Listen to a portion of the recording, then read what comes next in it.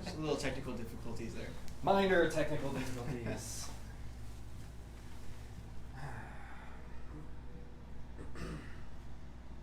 Matt, what's your favorite color? Oh man, chartreuse is pretty. Chartreuse? Are you kidding me? Okay. Isn't that the name of a bird?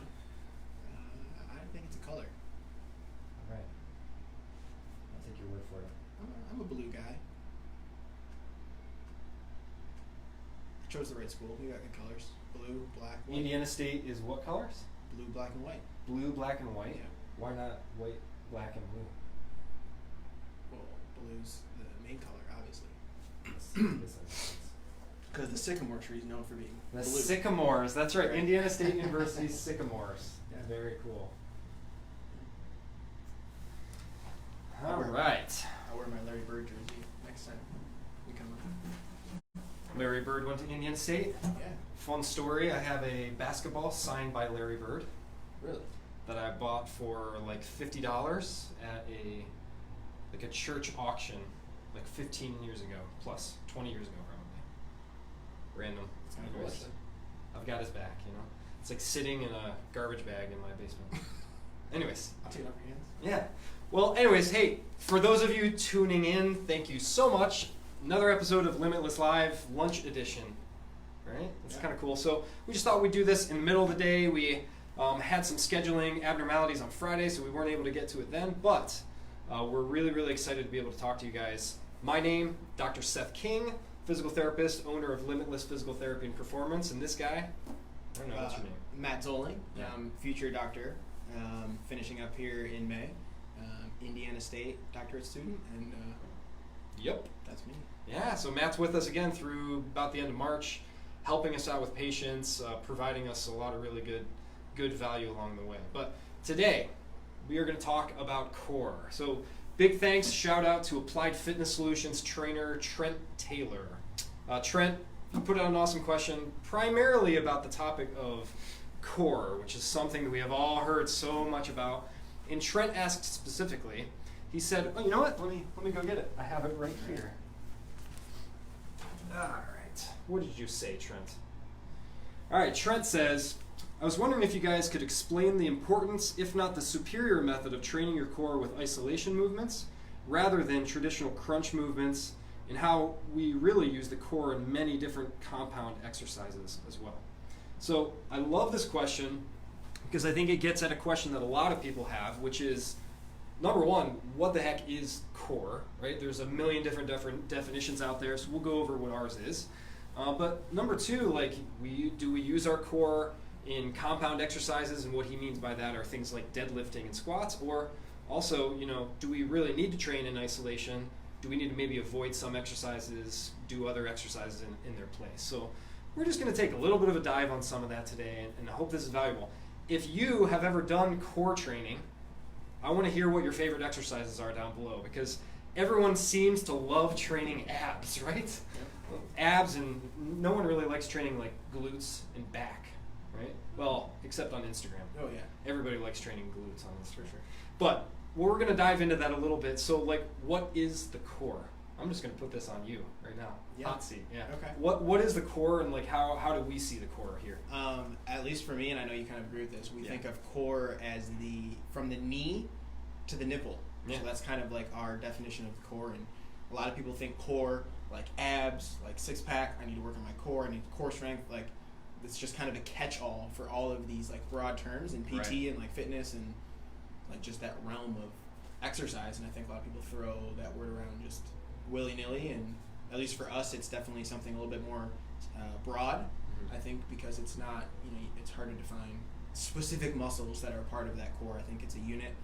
Those things work together, and anywhere from the knee to the nipples are kind of Yeah, and there's a lot of different muscles, a lot of different movement in sport and just in daily life that happens in that zone that you're talking about. I think for sure in more of a clinical context, the way that we see core brought up a little bit more is our clients, and many of them that have low back pain, that are dealing with sciatica and some of the other issues that kind of come up along the way. But regardless, I think that's a pretty good way to define it, and that's kind of how we see it. We don't see core as only abs or only spine muscles. Yeah. And so why does it even matter? I'm gonna put this on you too. Well, these are kind of your ideas too. I like it. This is something that I think I'm definitely passionate about, having been one of those people at a younger age who had those low back pains, aches and pains, and that's something that, kind of in my pre-education years was something that I kind of took and was like, oh, I just need to work on my core. I need to work on my core, all these things to fix my back. And I think now, looking at it, we like to say that the core, it's not just these like flexion or these extension exercises that we're doing. It's keeping everything stable and then being able to transfer that force that you're stabilizing to other objects. So we think pushing, pulling, squatting, all these different movements, you have to have a stable core, trunk, hips, knees to nipple area to use those extremities, use your extremities effectively regardless of the activity that may be throwing, kicking, lunging, all of these, anything that you're doing where you're transferring force somewhere else, you need some sort of foundation of core stability to be able to effectively transfer that energy and move what needs to be moved or do what you need to do. So no, right on, and I think you hit on that well. Outside of the fitness world, I mean, when we talk about being able to transfer force, by that we mean basically movement, right? And like power and strength, and I mean it's basic things even too, right? It's really low level things like just bending over, right? And having the ability to be able to brace kind of our midsection so that we're not maybe moving more than we need to. But it's also at a really high level, it's things like Olympic lifting, right? It's things like being able to throw the baseball. So I was a pitcher in high school, and that was a tremendous demand on your core. And if you don't have that foundation, what we find is that we see a lot of breakdown in the force that's applied, where maybe shoulder, elbow, other areas of the body end up absorbing maybe more than their fair share, which is not fair, right? Yeah, so, and other things you mentioned like kicking a soccer ball. I mean, that is not just a leg strength thing.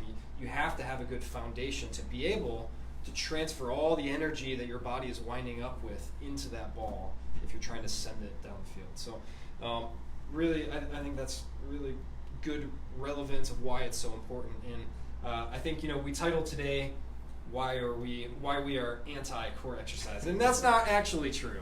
We're not like against core training. We're not against abdominal specific training. And to kind of get a little bit more into what trainer Trent Taylor was talking about, we are not exactly thrilled about some of the really, really repetitive abdominal focused exercises. We feel like there is a much better relevance. We're going to use the relevance as opposed to the other word, right?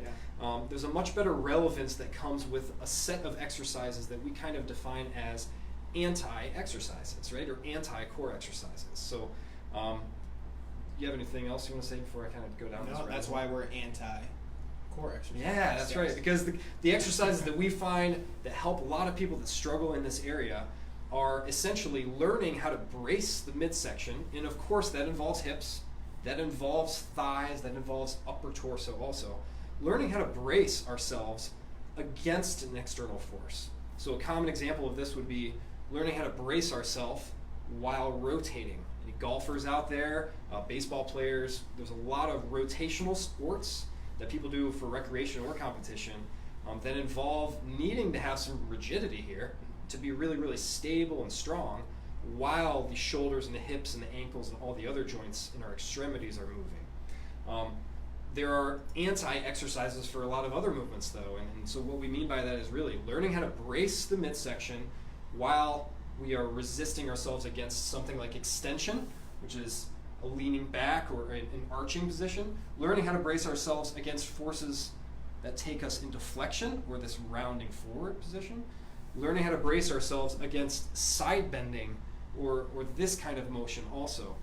We find that to develop the highest level of resiliency against the stresses of life, which are so many different movements for everyone, regardless of your athletic status in any way. To develop the most resiliency to those kinds of movements, these anti-exercises seem to do kind of the best job. We are going to post another follow-up video that goes over at least one exercise from each of these categories so you can get a little bit of a taste of what that looks like. But I think these exercises tend to be the ones that we lean towards most of the time. Now, I think it'd be smart, Trent brought up also, also like educating people on, are we using core with things like a deadlift, with things like squatting and some of that. So do you have any thoughts on that? Yeah, I think when you think of like a core workout, Yeah. I think those are some movements that you throw into that grouping where, you know, a deadlift, a squat, like a push press, shoulder press. These are all heavily core demanding exercises that I think a lot of For sure. people kind of just nix or push off to the side, like, oh, I need to do shoulders today. I'm going to do shoulder press, or I need to do, you know, like whatever the case is. These specific exercises that are, you know, full body movements that require some trunk rigidity, core stiffness. They're inherently a core exercise. There's no other way to put it. And I think Absolutely. I think though also there was a big push that I don't know, maybe this only happened in the PT world, but there's a big push about how you don't really even need any specific training at all, because the demands of a deadlift and of like a barbell squat are so they're enough for your midsection. And I guess we don't necessarily fall into that same camp. We find that there are lots of exercises that can supplement any person's program that really help them to develop awareness and control over this whole area. But overwhelmingly, core exercises, or in our case anti-core exercises, really are kind of empty and pointless if you're not reinforcing with other relevant movement, such as learning how to bend over correctly, learning how to squat, and learning how to use all those muscles that we're training to do the movements that we experience in daily life, right? Definitely. So, you know, we don't ever just throw some of these anti-core exercises we're going to share with you. We don't ever just throw those only at a patient. We certainly weave in normal, you know, healthy, athletic, sport-specific, life-specific movements to make sure that we are kind of hitting the save button, as I like to call it, on all the things that we learned during this experience. So, anything to add to that? No. Yeah, awesome. Yeah, So, I guess, did you say touchdown? No, you touched that. Oh, I wish you would have said touchdown. Sport specific touchdown. That's right. So, you know, I guess we'll just add on top of this, the main person that comes in here that is kind of looking for core emphasis usually is struggling with things like back and hip pain. And, you know, when these things, especially low back pain, because it can be disabling in many people's cases, when these things become persistent problem and are not resolving with time, many of them do, right? Many of them don't need treatment. Many of them kind of fade on their own, right? But when these things do not resolve with time, we really, really encourage you to reach out to us for an evaluation so that we can really find and hone in on what your specific problems are that are causing it to begin with. We find that if you don't examine and find out what the root cause is, then things like medication and really all the kind of the typical interventions out there, rest being another one of them, they tend to just be a Band-Aid and don't actually fix the problem. So I would really urge you to work with a movement expert, and we are in Rochester Hills, the Detroit metro area. We would love to be able to help you out with that if it's something that you're struggling with. Cool. So hopefully this is valuable. Again, look for another follow-up video. Please share this with your friends if you found it valuable. Like, comment, anything you can. Would love to engage with you guys further in the comments. So if you have any questions about this conversation, drop them in the comments, and Matt and I will be taking a look at that all day. For sure. Yeah. Cool. All right. Well, stay tuned for some videos coming up later this week and next Absolutely. week on our anti-core exercises. Absolutely. Cool. Have a great day, everyone. We're going to do a little dance. Like, well, You do not want to see me. oh.